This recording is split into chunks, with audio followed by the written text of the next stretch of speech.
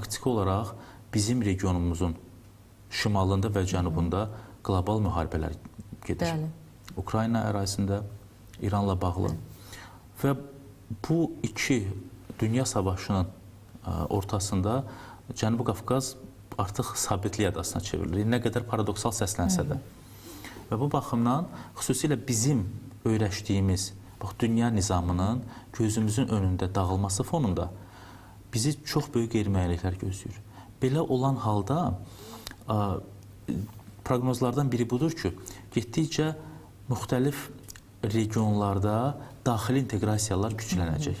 Çünki kiçik dövlətlər gərək bir-biri ilə daha çox inteqrasiya mexanizmləri qursunlar, daxili bazarlar yaratsınlar ki, ətrafda baş verən bu qlobal kataklizmləri necəsə bir region olaraq cavab verə bilsinlər. Söhbət təkcə burada Azərbaycan və ya Ermənistandan individual olaraq getmir.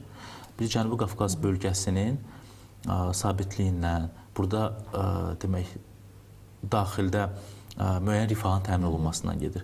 Bəzi hallarda Cənubi Qafqaz ölkələri üçlükdə həm daxili, həm də xarici təhdidlərə cavab verməyin yollarını öyrənə bilərlər.